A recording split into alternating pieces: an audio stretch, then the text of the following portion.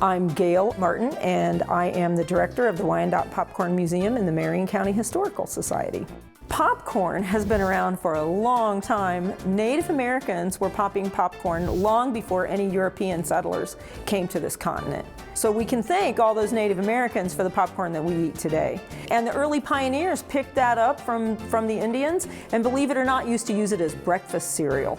So all of our early people were eating popcorn in one way or another. It becomes popular as a snack food. And in the early days, when it was taken around to be sold on the street corners, now you could just take that popcorn everywhere, which meant that popcorn was now invading society on a big scale.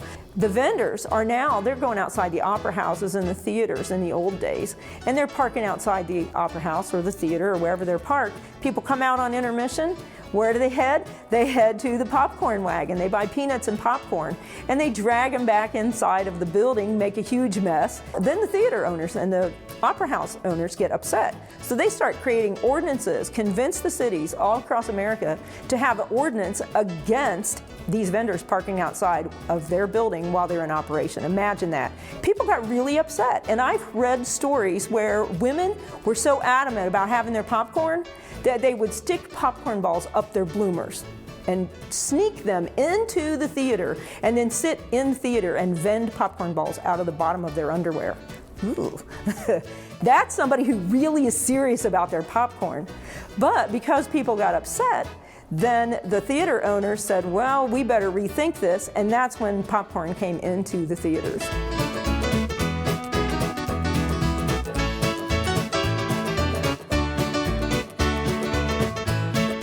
When you come to the Wyandotte Popcorn Museum, you get a big bang for your buck, so to speak. The admission is low, lots of great things here to see, and you really get two museums in one because you get the Marion County Historical Society Museum and the Wyandotte Popcorn Museum all for one admission price.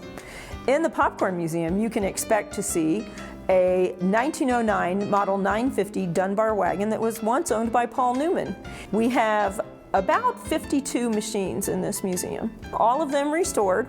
Almost every one of them you could decide to pop popcorn in it. We don't, because we don't want to clean them, but they are repaired and restored to where they would if we wanted to.